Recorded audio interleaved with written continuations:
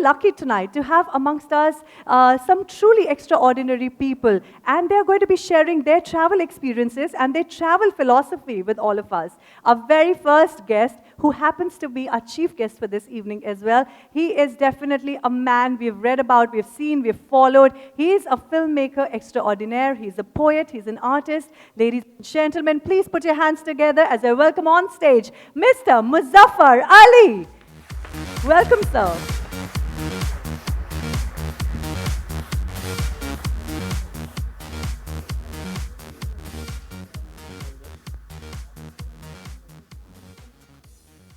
Good evening.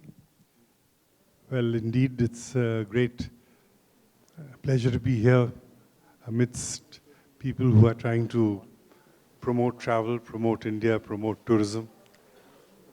I've been in this field for a very, very, very long time. I started with Air India and with Bobby Kuka, who was a legend. And you know, travel is really an exploration of all your interests. And I think the more you travel, the more interested you get in different aspects of life. And for me, craft is a very important form of an experiential travel. In fact, recently I've done about 12 films on textiles and craft. And each place you go to has a whole legend, has a whole story, has a history. And it's really this which makes travel exciting. You know, otherwise one can stay at home and do nothing, and that's a very nice way of welcoming people, also giving your place a kind of an identity, which is Lucknow for me. But for me, Kashmir is very special, because I had a strange romance with Kashmir when I joined Air India, and it was this romance that has driven me through my whole life, although I got not much out of it, but I got a whole experiential philosophy out of that. When I was working with Air India, I thought of starting a new division called Congresses and Conventions. And I thought of an idea, well, let's set up a conference center in Kashmir. And I wrote a letter to the Sheikh Sahab through my bosses, and it went to him that Kashmir will go down in the history of every field of learning. Every conference does go, wherever it's held, it's known by the destination. And he liked the idea, and so that journey started. And that journey went through a lot of interesting explorations. I got this chairman of ICCA to come and tell me who should lead me on. Then he came and he told me of a person, Donald Helsted, you take him because he's been working on these kind of destinations. And we finally arrived at this thing which is now known as the Centaur Lakeview Hotel and the SKICC. And I think it's a very interesting product. But the interesting thing is that while we were doing this thing, I had never made a film, and I didn't know what, I mean, I was into films in a different kind of way for Air India. But I had never made a film myself. Umrao Jan and Gaman were still dreams, you know. So he said, you know, if you can find us a story, a legend, which can envelop all the 4 seasons of this valley, your product is sold forever. And this thing stuck in my head, you know.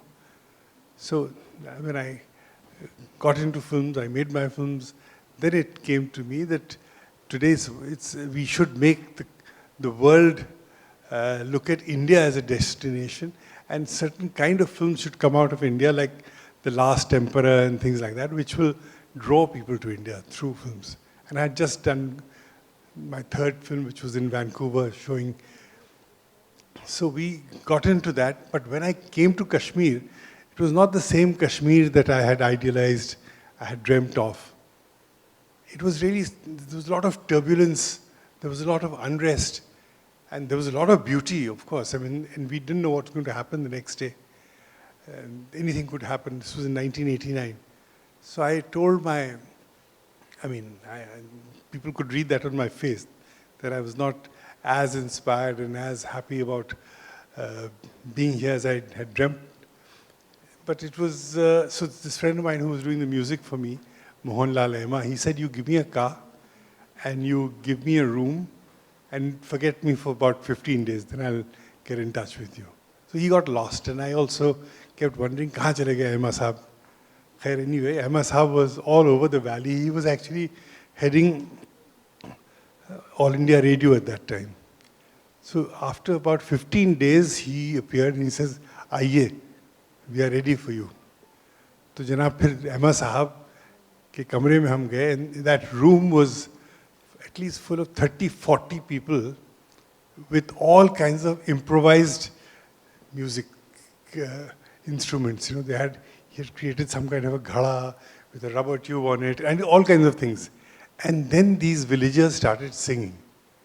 And when they started singing, I realized that the beauty of the valley was in its music, which had gone into a kind of a shell. It had become a kind of it had gone into a cloister.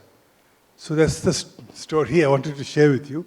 And then the story of Zuni has been like a turbulent story. Every time I've gone there have been problems, and it's been going on and on. So the story of Kashmir and the story I was trying to realize in Kashmir on Habba Khatun is very interestingly intertwined.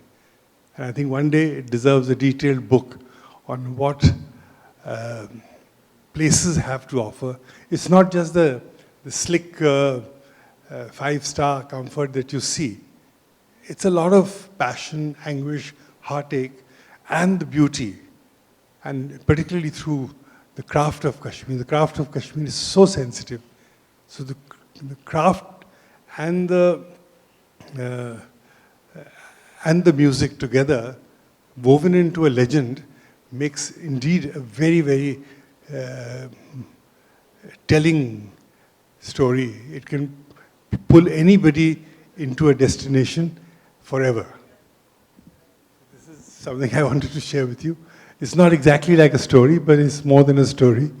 It's maybe the unfolding of a book at some time to come.